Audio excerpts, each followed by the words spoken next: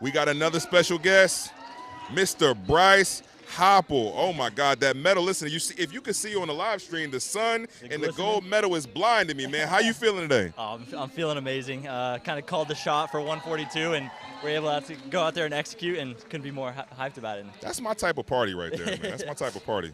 So when we were doing our predictions up here, we asked for who was going to win the men's 800 meters, and I said, very nice, Bryce. Very of nice, course. Bryce. And it was unanimous across the table. Sure. Yeah. You are becoming the absolute king of the 800 in the U.S. How does it feel to know that the world expects you to win all of these races?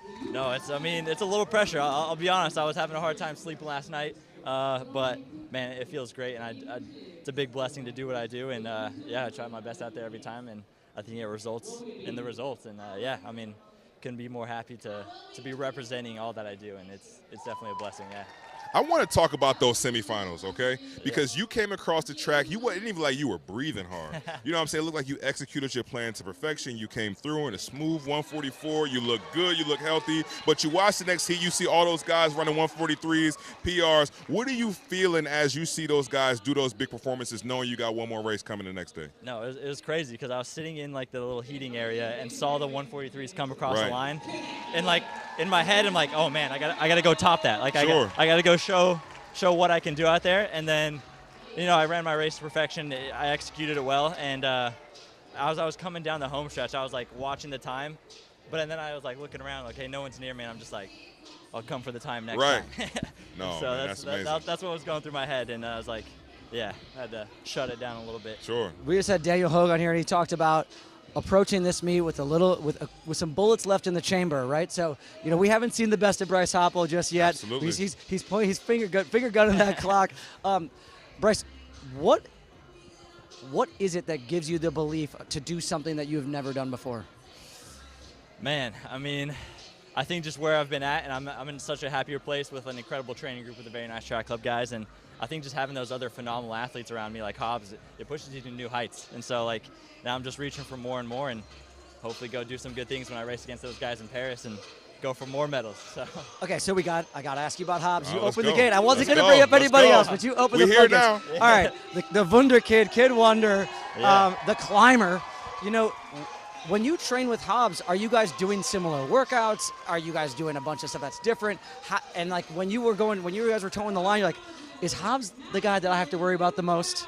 Yeah, no, I knew he was going to go out there and do something special. But like as for a training dynamic, he definitely comes from that like longer sides where he's dropping me in the volume stuff, and I'm like hanging on for dear life. But then like it kind of evens out because when we do quicker stuff, I'm like, all right, see you later. Later, bro. Yeah. All right, so we've seen Hobbs now drop down to the 800. When are we going to see Bryce step up and show the world what he can do at 1500? Well, with the new like Grand Slam track league, they're going to have us running 8s and 15s. So hopefully be a part of that and see what I can do in the 15. Maybe change up training a little bit, but I guess we'll see how that comes when the time comes. Yeah. I want to hear about. I've asked this question to everybody because we got this new Eiffel Tower thing that they got going on after the finish line after you make the team. How did it feel to sign that, knowing that you just booked your ticket going to Paris? Man, such a relief. Like I think this whole week I was kind of chomping at the bit. I got here early so that I could watch Hobbs' 15s, and it's like, all right, when is it my turn? When is it my turn? But just a big weight off the shoulders. And now, going into Paris, it's like, all right, now I really get to see what I can do. And it's like let's go out there and leave everything on the track. And so I'm excited for that moment.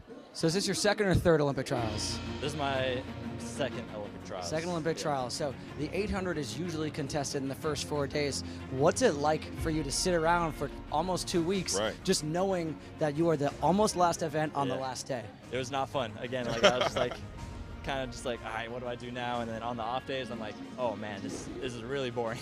And so it was tough to wait. It was tough to wait. So we've got video of the end of your race here. Oh, yeah. I mean, you almost gave us like a little bit of a moment at Prefontaine, do a 400-meter victory lap, go straight to clapping high fives.